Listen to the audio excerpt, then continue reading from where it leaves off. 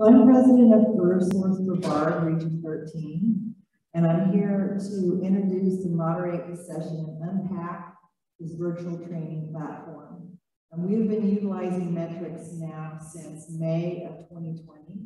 We love the product, and I believe there are 10 workforce regions that are currently utilizing it. Back in March of 2020, the U.S. economy was humming along when COVID struck in April. The economy came to a screeching halt. Nationally, the UI rate rose from 4.4% to 14.8% in April. Businesses closed, career centers shut down, and state departments of labor were overwhelmed with UI claims. In this session today, we will hear from New Jersey, Pennsylvania, and Texas, who use the virtual platform to meet challenges and thrive while serving the unemployed. Joining me today, we have Joe Altieri, Account Executive for Metrix Learning, Kathy Rakowski, Executive Director of the Lancaster Workforce Board, representing the Commonwealth of Pennsylvania, she's on the screen, Paul Grazilla, Executive Director of the Raritan, New Jersey Workforce Board, and Karen Latta, Program Manager for the Texas Workforce Commission. We'll start with a short introduction of this virtual learning system from Joe. Thank you very much, Marcy. We can go to the next one. So going virtual, obviously over the last 18 months, we've all learned a lot about what we can do virtually, and the use of virtual services has skyrocketed. As workforce professionals, we want to help everyone. We want to help our customers. And being able to offer these virtual services has obviously proven useful.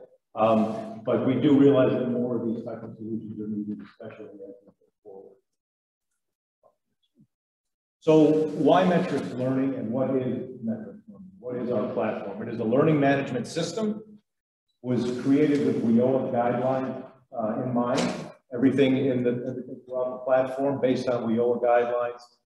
GSI, virtual one-stop integration for reporting as well. We offer over 6,000 courses. 1,000 of those are in Chinese, 700, and another 1,000 in Spanish. 85% of them are currently mobile compatible. These are the same courses used by the majority of the Fortune 500 to train their own employees. We have integrated into the platform. There are over 900 connected proven assessments, also offering 10 career pathways representing over 200 in-demand occupations. Skill assessment and skill gap remediation. We have a unique tool that we'll show you a little bit of today. We offer training for over 130 industry recognized certifications. Directs jobs to state job board. So if somebody's looking for job services, looking to do a little bit in the job search area, they can go right to the state job board through our platform. Our SkillUp program will allow workforce boards to extend Metrix services to all of their community partners at no additional charge. And then we recently launched the game-based learning mobile app, and we'll show you a little bit of that as well. So today you're going to hear from representatives from 3 states. Going first, looking at Texas, we see that we launched programs in all 3 of these states with all of the UI claimants in those states over the last 18 months. So we've been sending them emails with the ability to register directly into Metrix and to immediately begin taking courses. So you see Texas was the first up. We had sent out about 1.9 million emails, had 77,000 registrations. New Jersey was next up after them. It's been going on for about 5 months now. We sent out almost 1 million emails there, 17,678 registrations. And most recently, we just launched Pennsylvania, so we'll have better data there as we go forward. So that's briefly what the Metrix system is and what it can do. I'd like to show you more importantly what some of our community partners and state partners are doing. So first, we're going to hand it off to Karen Latta in Texas. And Karen will discuss what they're doing in their area. Thanks, Joe. Can you hear me? Yep. All right. Hi, everybody. My name is Karen Latta, and I'm with the Texas Workforce Commission. I'm here in Austin, Texas, and I appreciate having Florida host this today. Thank you.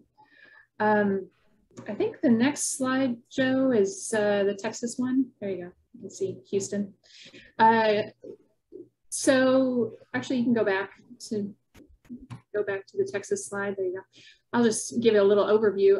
So today I'm going to talk a little bit about how the Texas Workforce Commission partnered with Metrix Learning to help Texas residents brush up on their skills and prepare for better employment opportunities during the COVID-19 pandemic. Like every other state, Texas saw a historic spike in unemployment insurance claims in April 2020 as a result of the pandemic. The Texas Workforce Commission saw the need to provide a range of services to support businesses and workers during this time. So in June of 2020, the Commission allocated funds to the statewide Skills Enhancement Initiative to offer rapid skills enhancement opportunities to unemployment insurance claimants through a state-level partnership with an online learning provider. This initiative would allow Texans to enhance their skills and prepare for better jobs from home. So TWC selected Metrix Learning to provide these online learning resources to Texans. Okay, now you can go to the next slide. So this slide just gives a little highlight of some of the key components of our skills enhancement program. TWC issued a press release about the Metrix Learning partnership in June of 2020, and we launched the Metrix portal in on July 1st of last year. So Metrix has sent out 1.8, or I think more like 1.9 million emails to UI recipients in Texas, offering them free access to more than 6,000 courses. We've also done a lot of social media messaging through TWC's social media channels, including Twitter, Facebook, and LinkedIn. And just to get the word out to as many people as we can about this free learning opportunity. We've also engaged our local workforce development boards. We have 28 here in Texas. We provided training to them on what Metrix can offer their customers. And we've also asked them to help us with marketing at the local level. And so we've given them social media content to use, among other things. So Metrix did a survey of registered users, I think it was maybe in the fall of last year, and they found out that 92% of the users felt like Metrix helped them gain skills. So we knew we were on the right track. And then later in the fall, I think it was October, that was when we reinstated the work search requirements for our unemployment insurance claimants. And at that time, we told everybody that they could use Metrix courses if they completed one Metrix course with a passing grade. They could count that as one work search activity each week. And that, as a result of that, we really saw a big increase in the number of courses completed and the number of training hours that people were taking. We've also worked with our childcare program and our veterans leadership program to get the word out about Metrix opportunities to their customers. Next slide, please. So our year one results, this covers July of 2020 through July of 2021. And, oh, did we? No. Okay, and so, as I said, this is a completely self-service opportunity for people. So they get an email from Metrix, or they get a social media message, or whatever, however else they hear about Metrix, and they sign up themselves. And so with that, we've seen registrations in that first year. We've had 76,000 people register. About 4% of those who received the email ended up registering. And I realize this says WIT. WIT is our Work in Texas. That's our online job matching system. And so we have been able to track the amount of people who have registered in the Metrix system to see how many of them also have registrations in our Work in Texas system. And it's been at about 75% the whole time. And I'll talk a little bit more about that on the next slide. But you can see in our first year, the cost per individual has been about $20. And we've had, let's see, what is it? 244,000 completions and 211,000 training hours. So we feel like people are really using the system and getting a value out of it. Next slide, please. So this slide just talks about the 3 different ways that we've provided to access the Metrix system.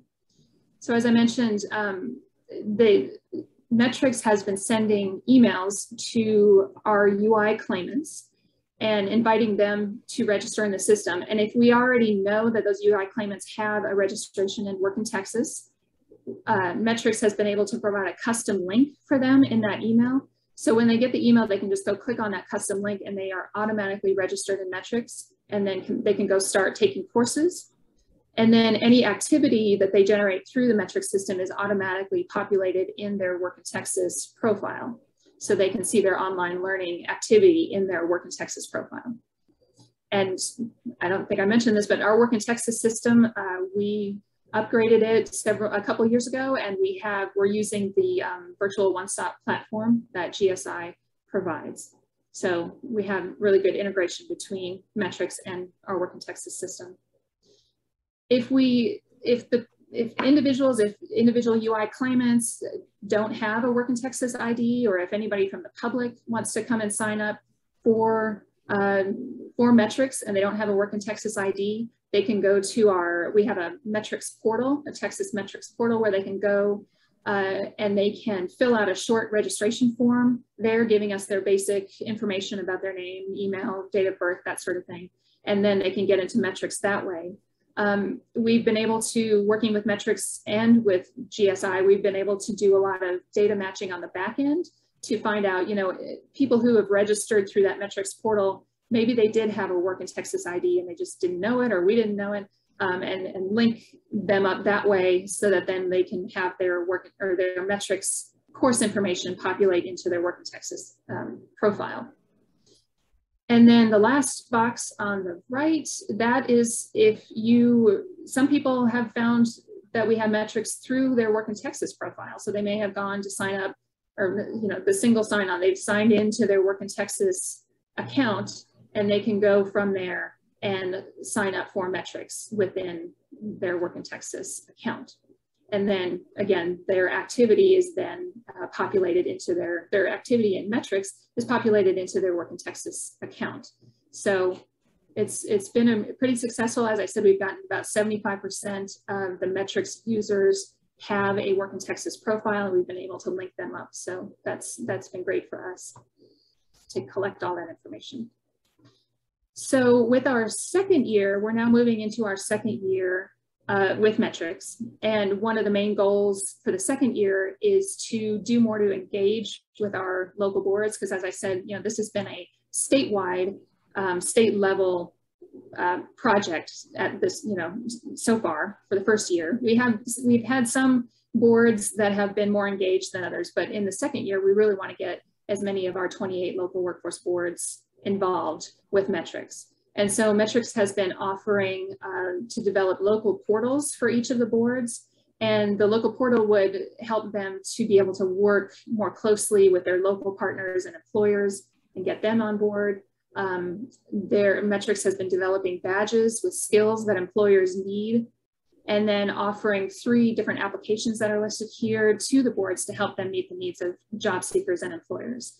Those 3 applications are certification demand analysis, looking at the jobs in the local area and what kinds of certifications are needed and how Metrix can help with that. Also employer assessment screening, where a case manager works with an employer to figure out what kind of skills they need, and then send choose from a list of industry skills to help employers screen potential candidates.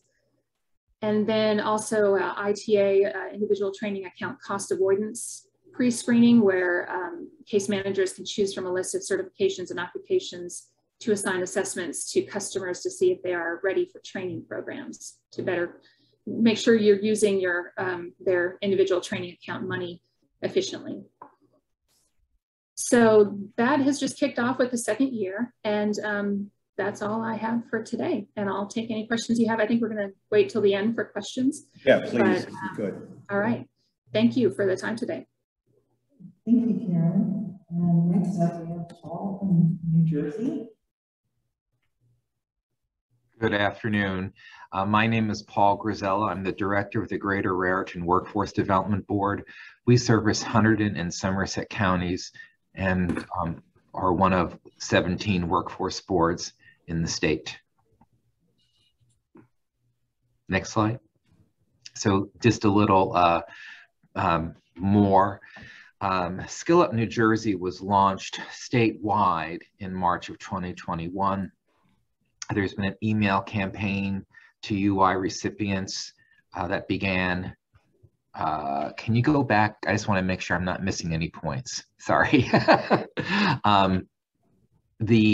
There were already 6 boards, including Greater Raritan, that had already utilized SkillUp. The state was watching some of our successes and decided to take the program statewide.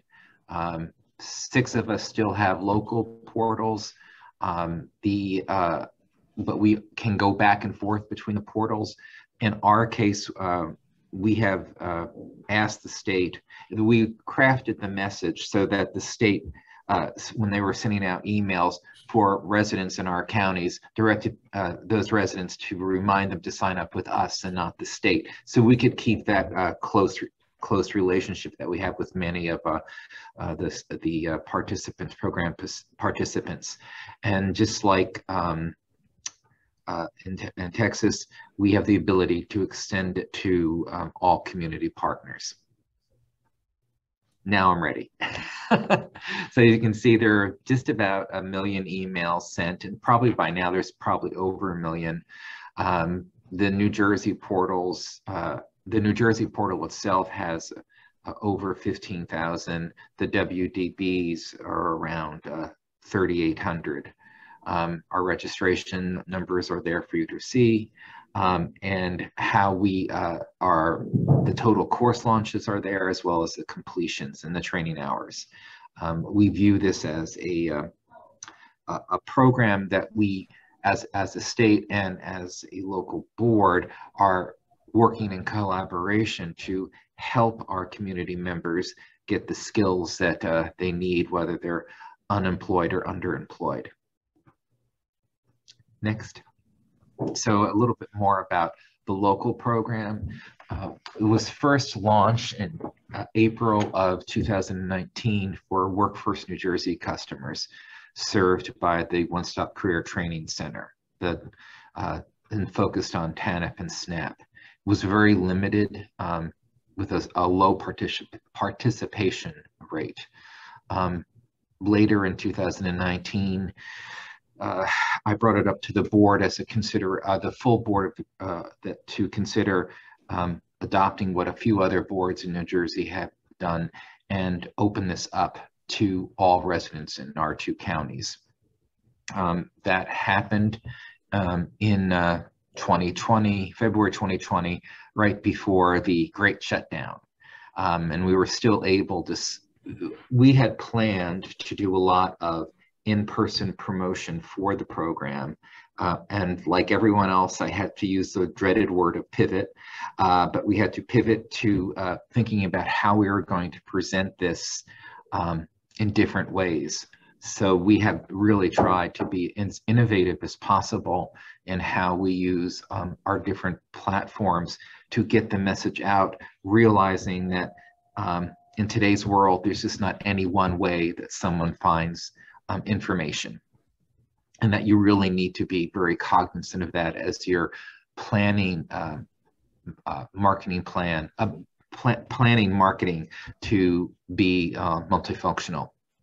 One of the things that our One Stop Career Training Center decided to do as we launched this for our customers was they now require anyone who's coming into the training center and thinking about doing an ITA to first use the career pathway tool as part of the eligibility and training process. That has helped us direct people more appropriately. One of the other things that the training center decided to do is that because SkillUp offers such a rich Microsoft capability, we no longer fund those trainings. We just encourage people instead to use the free training that is available through SkillUp. One of the other things that we did do is that we decided that if someone uses our platform in industry certifications the industry certification tools, we will pay for their exams separately. One time, no retakes, at least that we'll pay for, as a way to increase the value to our residents about the program and what we're providing as a local agency. So, as I've mentioned, we try to become, try to think of new ways to promote the product, because we lost the ability to meet with people in person as of March 2020. So we developed a webinar. We run every week, almost like clockwork. We've had over 460 people now attend the sessions. There are just about 30 to 35 minutes of content on SkillUp, and it goes from how you register to how you can use it, how you can think about it, shows people the career pathways, the catalog, and the other neat features of the program. As part of that, though, we've also been doing a lot of outreach with our area libraries. We've been finding that our libraries have also pivoted, and we're doing all of their programming virtually as well. So we have done different programming with them, focusing on SkillUp, and that has allowed us to get to certain pockets of our populations in the two counties that we may not have otherwise gotten to, because again, people get their information so differently than they did, 5-10 years ago. We've also worked with our business partners through several chamber events to explain to our businesses that this is something that is available for their employees.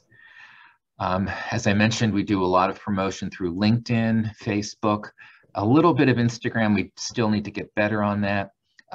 We do a lot of press releases, and I try to layer information about SkillUp as part of our final button about who we are as a workforce board. I think one of the benefits of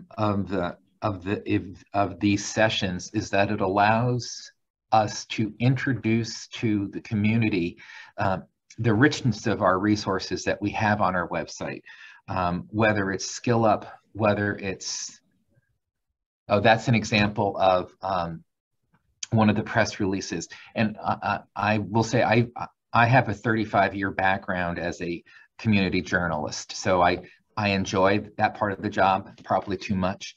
But I really believe that you have to do a lot of promotion of your product in order for people to understand it, because I think they hear it once, they hear it twice, they hear it 3 times, and they hear it 4 times, and maybe on the 5th time they'll see the value in it. So I think there has to be a lot of that repetition for people to really grasp it, particularly now, I think, because we've all been bombarded in so many different ways by the pandemic and everything that's related to that.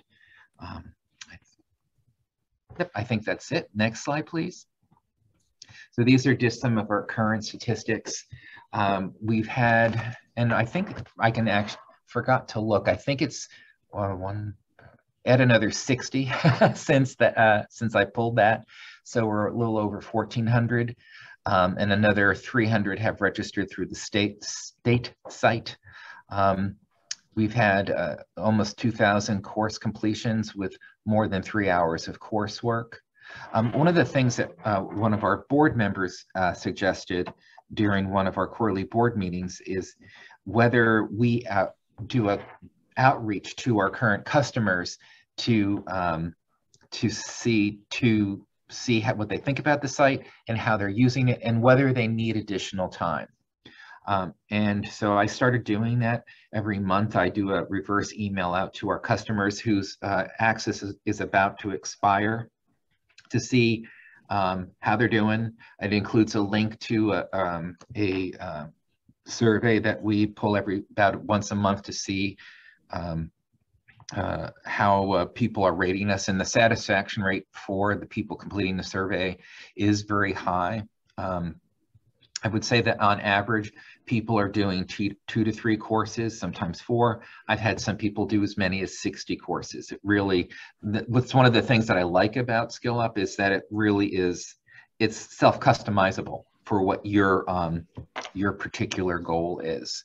And I've noticed too that as in the last month or so, we're getting more people from the last email I sent out. We've had more people asking for an extension of their access because their situation has changed, and they never, they didn't, some people don't get to it because of sickness in the family, COVID-related sickness, just life, and they still want to use the system because they see a lot of value in it. And that type of feedback to me has shown that there is value, a lot of value in SkillUp, and it also has reinforced, I think, the importance of contacting people and really having that conversation so that they can understand how they can use this and other services that we offer. And I think with that, I'm done. Thank you, Paul. Thank you. Well, that was great. Next we have Kathy from Pennsylvania. Sorry, it's a little hard to hear, but good afternoon. I'm really excited to join some of my colleagues here. I'm actually going to put Joe on the spot, and I usually kind of kick off when I'm doing one of these presentations, asking folks what they know about Lancaster County, Pennsylvania. So Joe, I don't know if you can help me out down there and see what information we can get about what folks know about Lancaster County. Sure. So does anybody know any of the major companies from Lancaster County? Any manufacturer, food items? Hershey's. Yes, they got Hershey's. Close. Usually I get like Shady Maple or Amish. And I usually have treats. So Joe, if you didn't bring them, buddy, I think they're going to be a little upset with you. Did you bring pretzels and chocolate for everybody, but that didn't happen this year. We're very sad. Oh man, Joe, you let them down. I know. Anyway, so Lancaster County is somewhere between Harrisburg and Philadelphia in the state of Pennsylvania. And very well known for us and the Amish that reside here in Lancaster.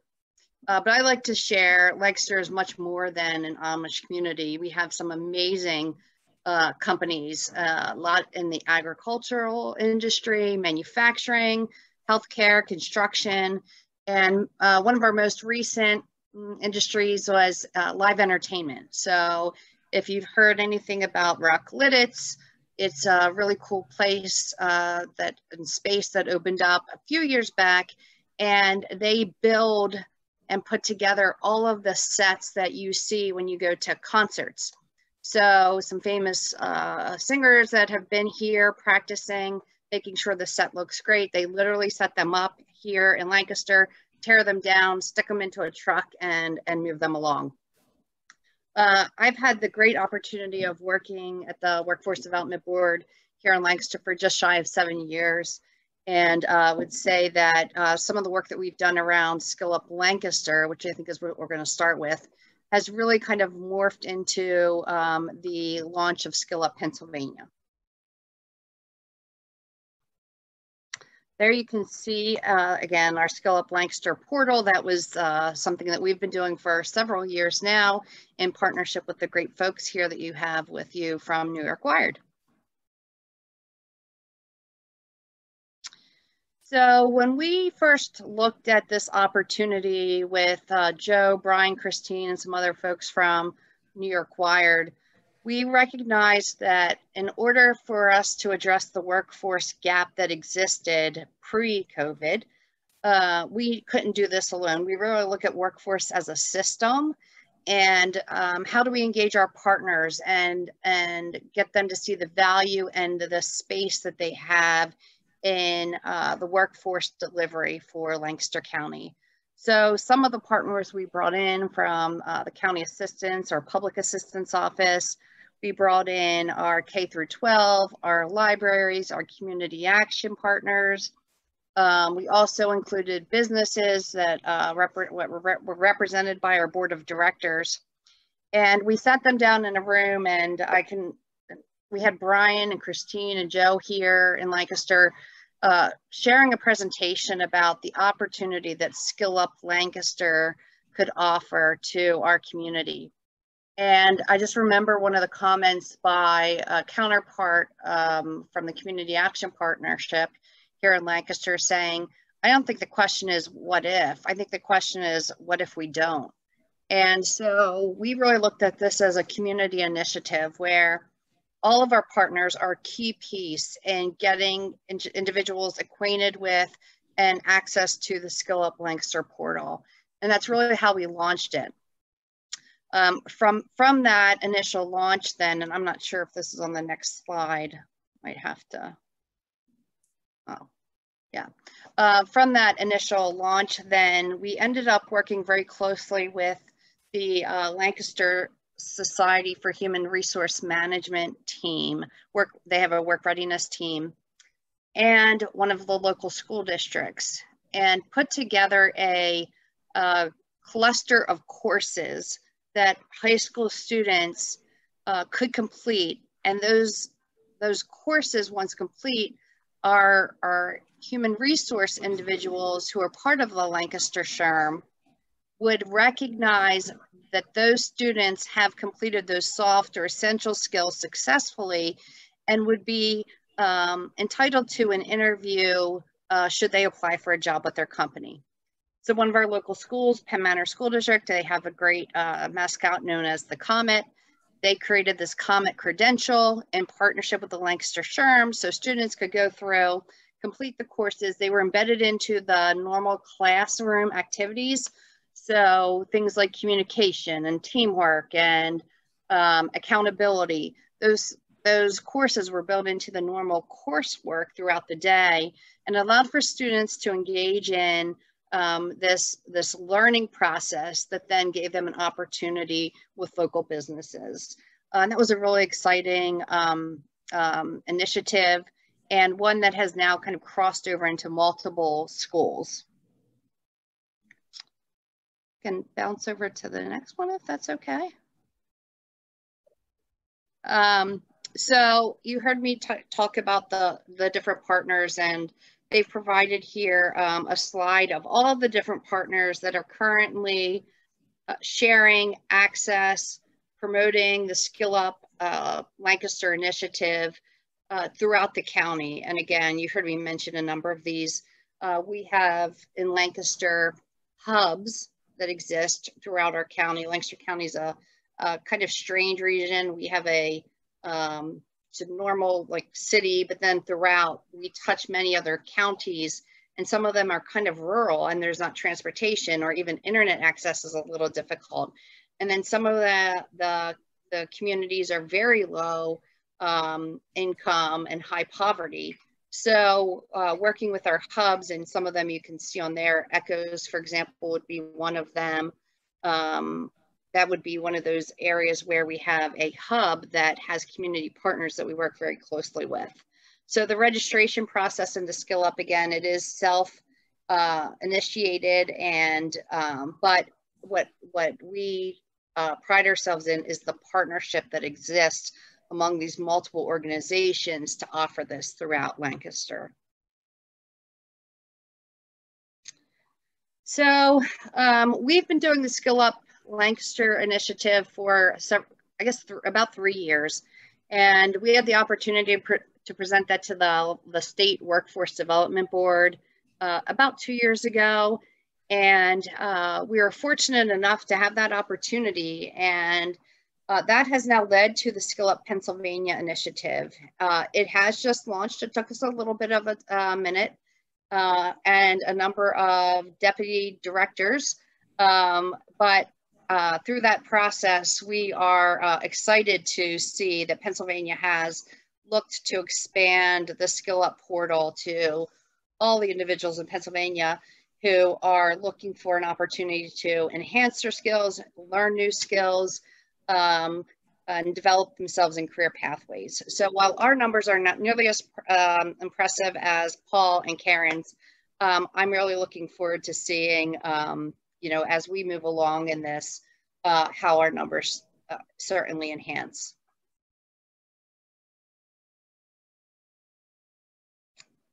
So, and I'll touch on this because Brian's not paying me to, but I'll do it for him anyway. So the goals in Pennsylvania, as you see, are set here. Our goal is to have a little over 18,500 licenses authorized. And that's happening through emails to individuals who are on unemployment compensation or have been on unemployment compensation. They have Pennsylvania has purchased a total of, actually more than, but the goal is 35,000 license. So while we have the individual licenses, we're looking to continue to expand that. Our goal that we set with Pennsylvania is 52,000 customers, course completions, and you can see our stretches. This is where we set things for our goal. The stretches, this is where we really want to target for across the Commonwealth. And then you can kind of see as we go down the different numbers. I don't necessarily feel like I need to read to you. I'm sure you're tired of listening to me talk about these. But again, all of these are goals that were set within Pennsylvania. And then working with Metrix, how do we kind of push beyond and be better than what we say we want to be?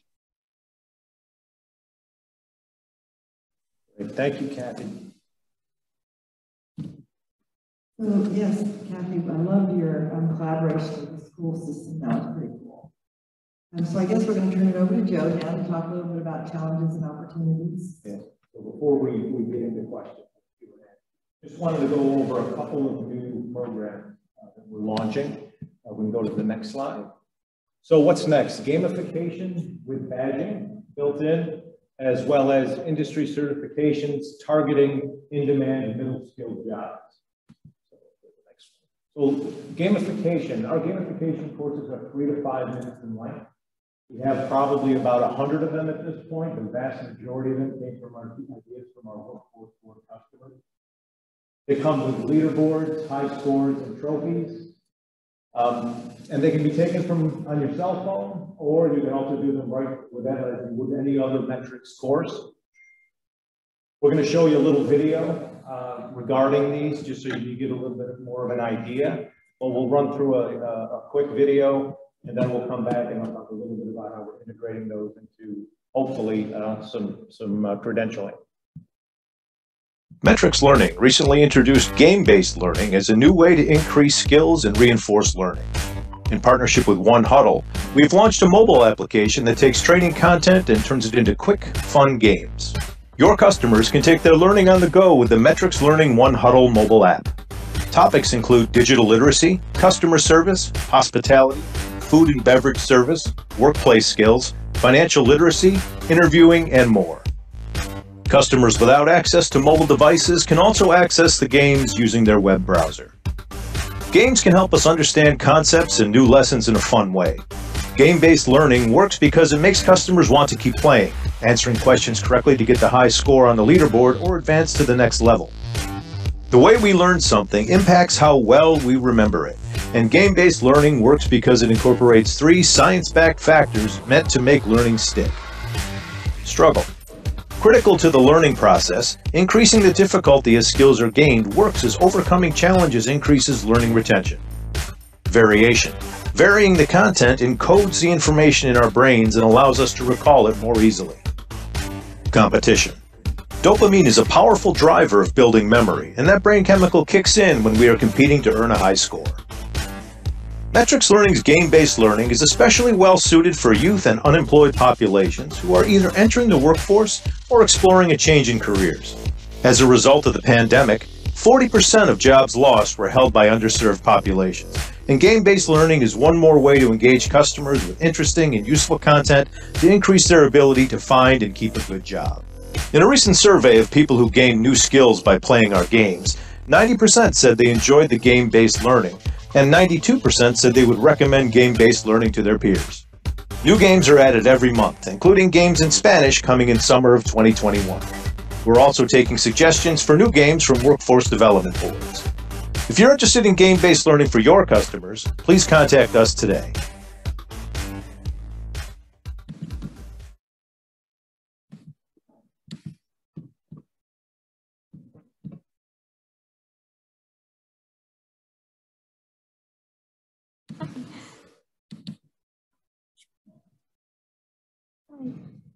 So building off of what we've done with the game, we are in the process of putting together some skill tracks, some badge earning tracks that are made up of a combination of games and learning content, more of the Metrix courses. So you'll see our first 6 here: digital literacy, entry-level job readiness, food service, host, hostess, hospitality front desk, and customer service rep.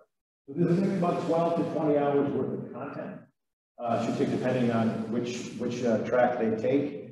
And we're working with interested workforce development boards to bring in the Chamber of Commerce and reach out to local businesses, get some of the buy-in from the community. That this is somebody who's taking courses, they know their soft skills, they know how to come in, step into a job, whether it's for the first time or even just upskilling for a new position there.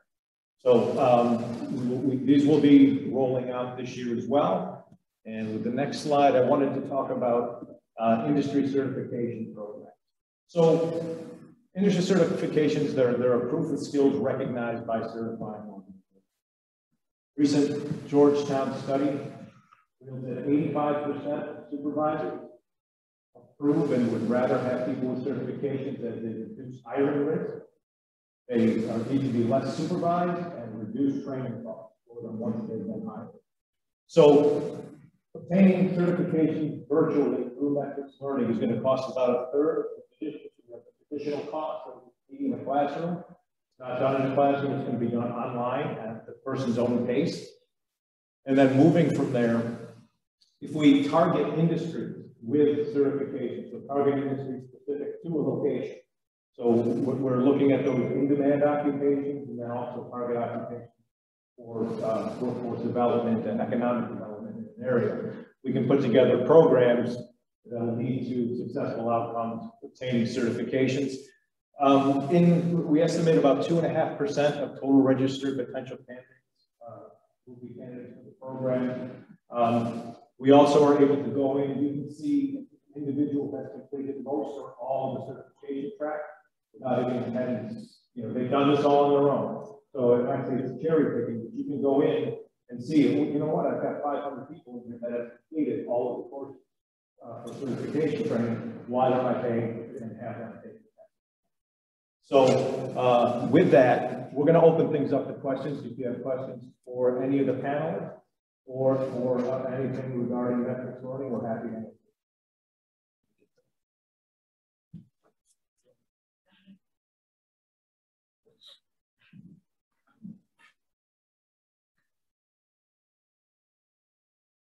I just want to verify with Texas that when they take these courses, it's automatically case noted in the I don't know what it was called, the WIT database. I'm sorry, I'm having trouble hearing the people in the room. Could somebody repeat that question? Do you want me to repeat it? I think she said whenever your customers take the training, it automatically gets case noted in your state employment system. Is that correct? I'm sorry, I'm still having trouble. I heard, I think I heard a question about work in Texas. Yeah, is working, can you hear me, Karen? Yes, yes. Good, okay. Is Work in Texas capturing all of the information when someone's completing courses in Metrix?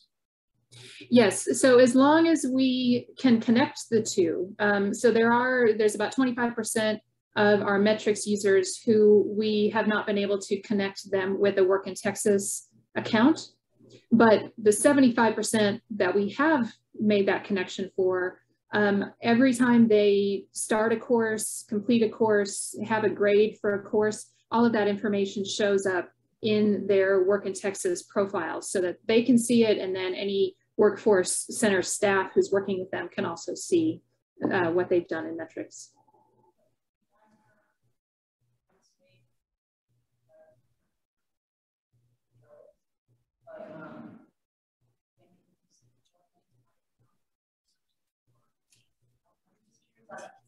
You want me to ask? Karen, the question is, did TWC make the decision to make it count as work search activities or not? Or how was that decision made? Yeah, that was our well, no, I'm not sure. So we have our Texas Workforce Commission, which is a 3-member body. They're appointed by the governor. And then we have our, within our agency, we have our unemployment insurance staff. You know what, I cannot remember at this point who made that decision, unfortunately, I'm sorry. I don't know, I would have to look into that. But either way, the decision was made that that a Metrix course completion would count as a work search activity.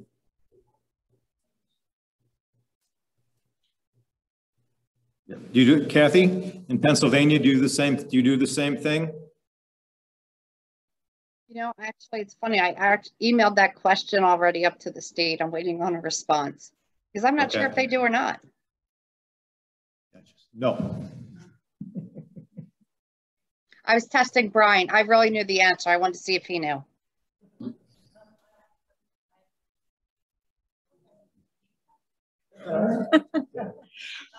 The next question's for New Jersey.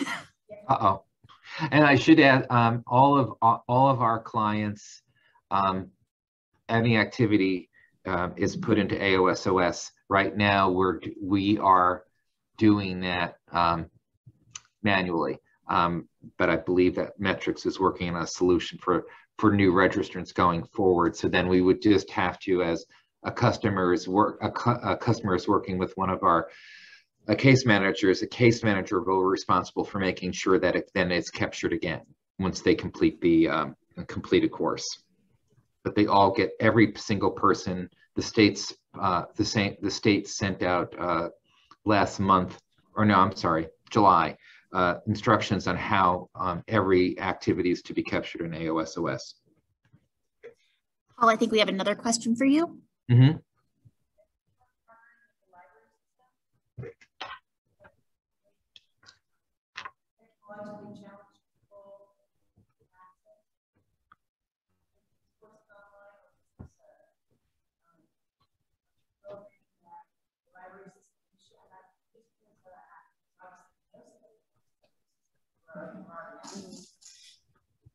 So the question was, how was the decision made to partner with the library system? Was it because of helping people with technology challenges, or was it for another reason? What was the connection point there? A little bit of both. Our library systems are very vibrant in the 2 counties, and I knew that they were doing a lot. And even before the pandemic, we had already had a relationship with libraries where we would both the one-stop career training coach and myself would present programs through the libraries. So this seemed to be a natural evolution, and we're very fortunate in that the libraries see it as a way for to share resources. They're very much view themselves as community hubs, and they have a lot of job and career related resources themselves. So it's kind of a way to build capacity and awareness of everything that is available. Because I really believe that, libraries can be wonderful resources, but people don't always realize it, or they have an outdated conception of what a library is, or they may be using it just for one particular reason not understanding how broad services have become in the past several years. So it just seemed like this was a great way to build on existing relationships and also build out. And I also like the idea of going to the local libraries because, again, it's another touch point. Somebody who hears about our it's interesting because a lot of the times this is the only way that people hear about our program, even though we're doing it in other ways. So, you know, just to, as I was, you know, that spidering out, I think is very important. Thanks, Paul. Well, you're the champion, so you can do whatever you want.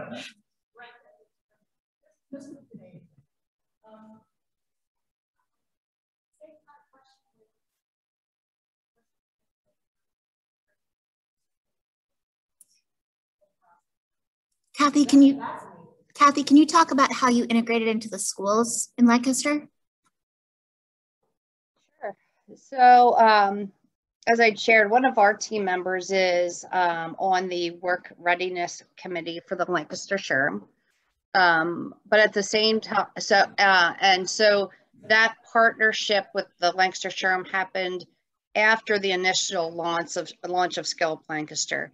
So when we launched or considered launching SkillUp Lancaster, we brought our friends from New York Wired. So Brian, Christine, Joe had come and spent a couple days in Lancaster, and we hosted a number of information sessions. And we invited the libraries and the K through 12 system and our community organizations, nonprofits, our delegation. We had our board of directors and other businesses. So through that process and their presentations, we had a number of organizations and schools indicate an interest in being a part of the launch for SkillUp Lancaster. So what that entailed was then some training, and Christine and Joe and Brian could probably speak much better to that because they did a lot of one-on-one outreach and follow-up with different entities. And then depending on what the school wanted, they would work in identifying kind of the content, the courses, the program that the students could take.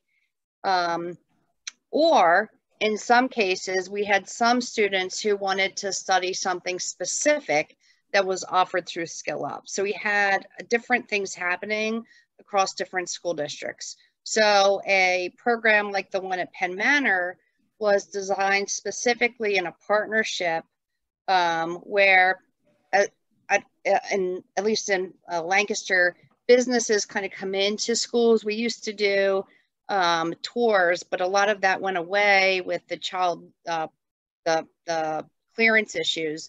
So no longer were students taking field trips to learn about specific careers, but businesses were coming in and talking about careers to schools. And so Penn Manor specifically took that information they heard from the businesses and said, all right, Lancaster SHRM Workforce Committee, here's the content that's available. Here's what we're hearing.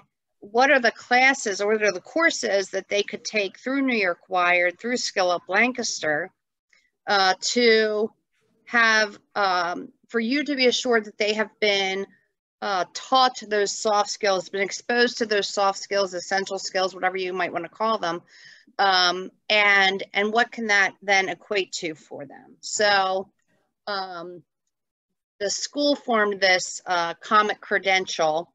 Our Lancaster SHRM named it the PA Work Aware Badge. So if a student completes these courses, they on their resume can identify this badge that they've earned that businesses in our community recognize. Some of our rural school districts have students who may not have the ability to go to our career and technology, VOTEC, I'm not sure what you call them, our career and technology centers, either because of the capacity that we have here, or lack of transportation or funds.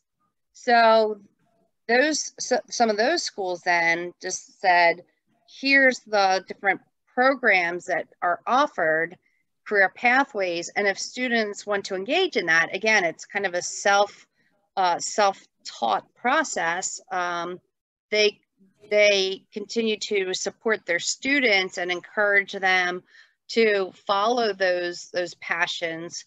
You know, sometimes a student thinks they, I don't know, want to do safe serve and be a chef, and they find out through SkillUp that's not necessarily their passion, and that's still a win, right? Because we didn't pay for them to go on to a culinary class, or they didn't pay to go on to culinary school, and so they can explore other opportunities within the SkillUp platform.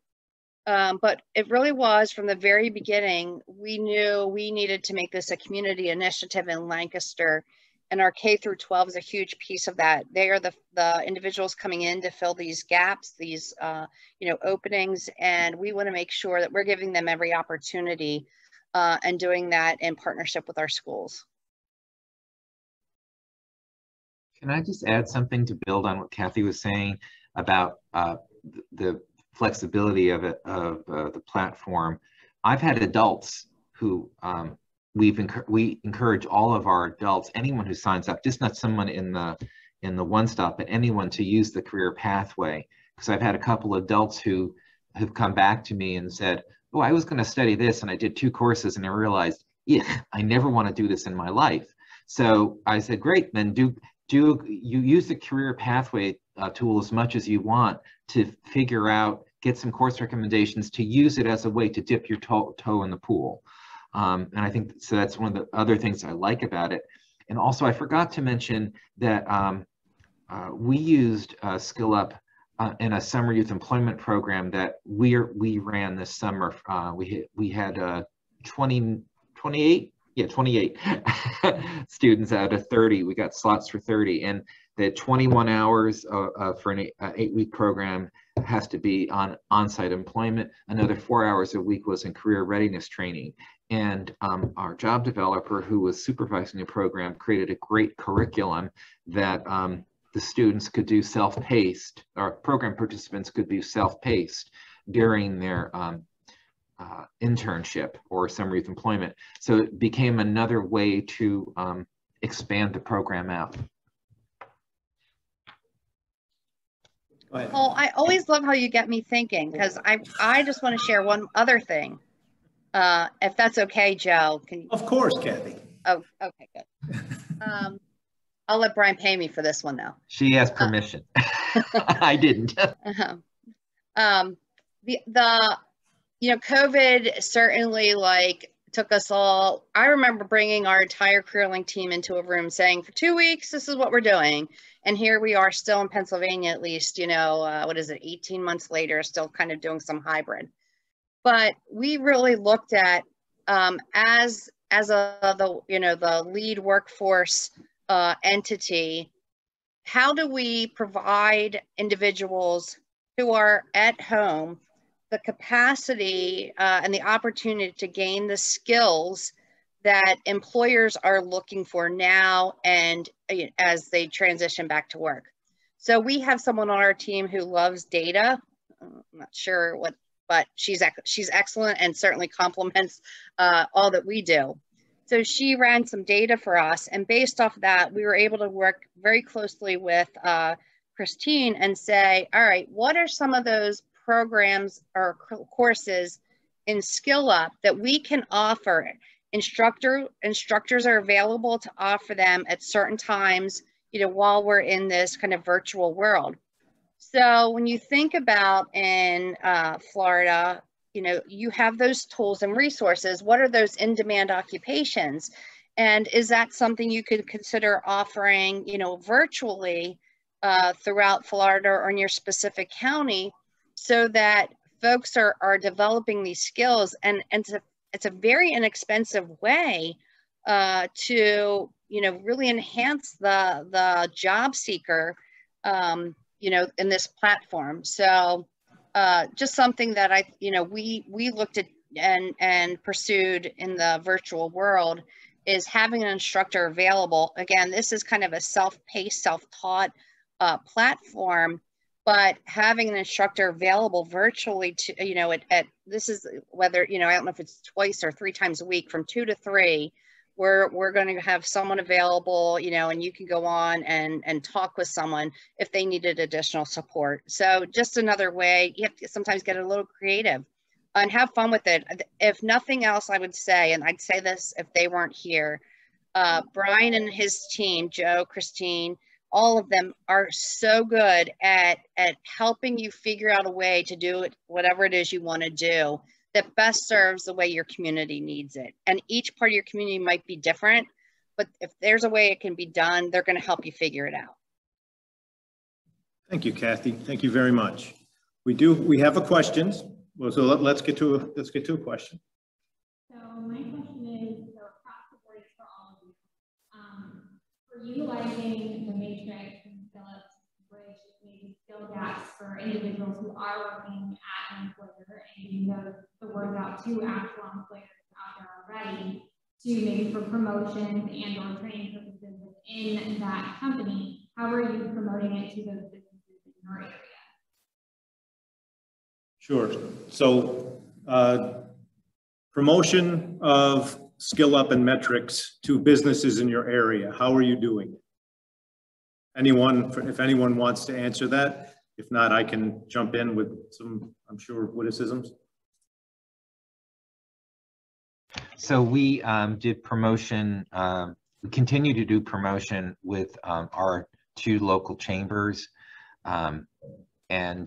We also, both myself and my colleagues, sit on different chamber events where we always try to remind people that this is a service that's available to them.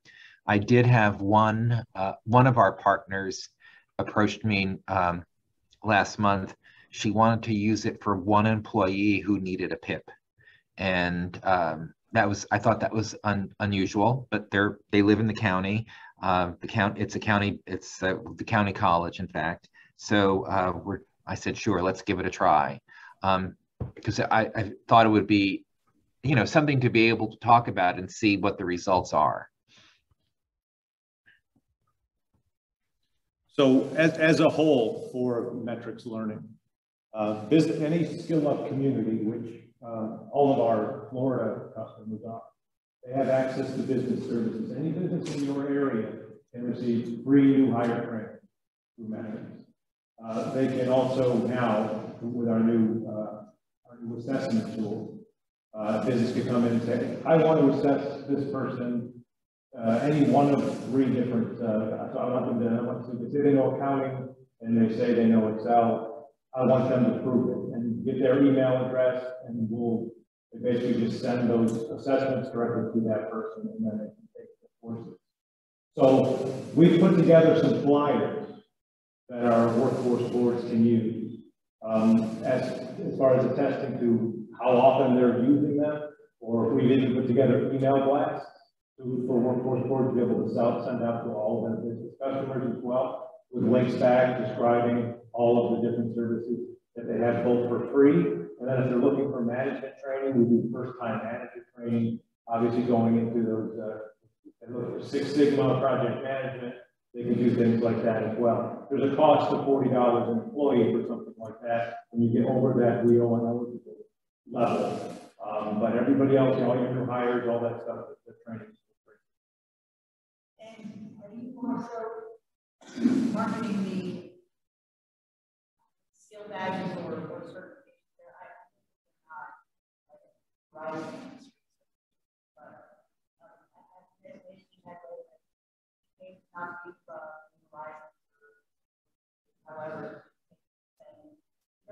So we're working on getting on ETPL, and when we get on ETPL, it makes it a little bit easier for us on the credential side of things.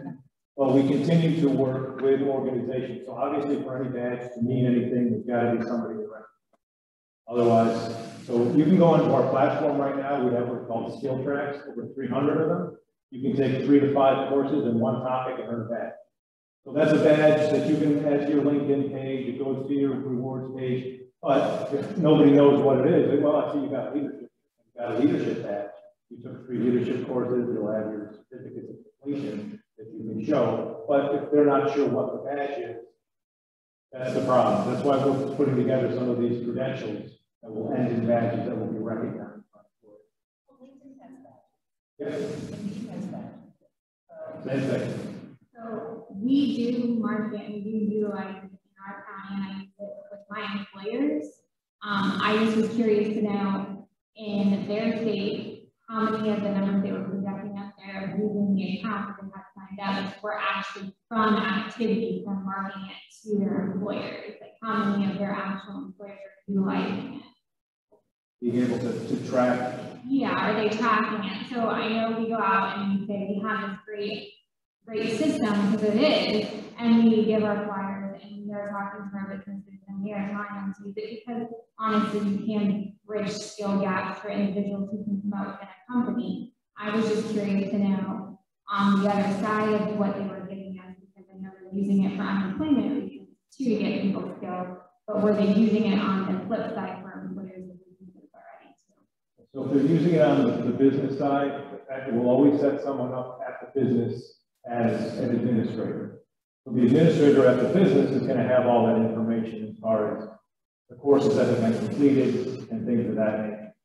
The super admin at the workforce board should be able to pull that information as well. So you can go right in and pull that, but I wouldn't think they probably don't have that information on hand. It would have to be specifically pulled for them.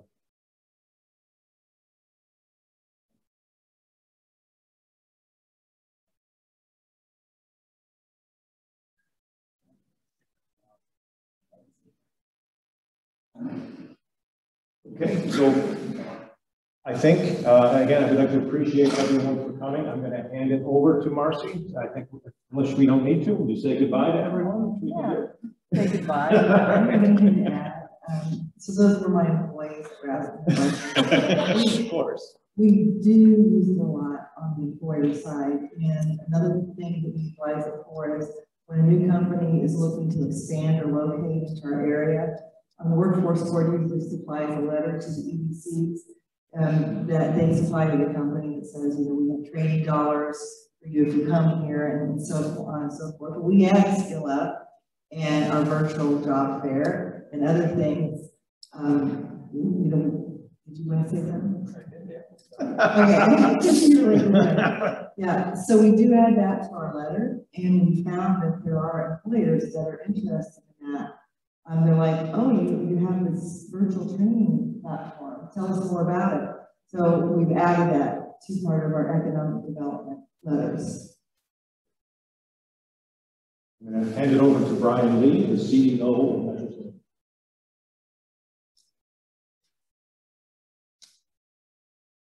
Sometimes as you get older, you get a little smarter.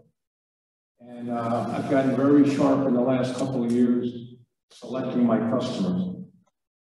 So from the state of Texas, when they chose us as a supplier, I said, would you like to launch in a month? Karen said, how about a week? So decisive, operate quickly. So we're very lucky and fortunate to have the opportunity to work with TWC. The 3 workforce directors we have here today, Marcy, Kathy, and Paul, all have the same DNA. Suffer from passion, love what they do, creative thinkers. So for us, it's fun. And a quick story in answer to K-12. So all these folks are involved in the community. And in Lancaster, when Kathy calls a superintendent, they take the phone call. They get involved. So when Penn Manor School System decided to do this with us and Kathy, they were going to launch it. So we were invited to a school system. I'm sitting in the front row waiting for the 9th grade class to walk by. Hadn't done this in about 40 years.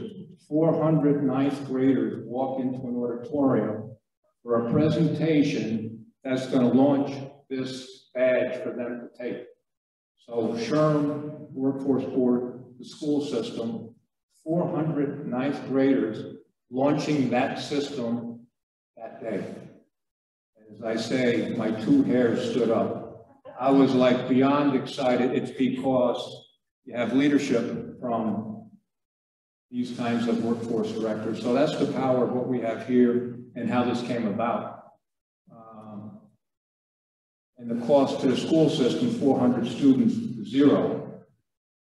7 more school systems joined in. If many more do, they're probably going to put us out of business because the economies of scale are kind of interesting. So anyway, long-winded way of, we're very fortunate to have some great customers. We're having fun all over the country. There's nothing we can't do in partnership with. So thank you for coming today. Thank you all.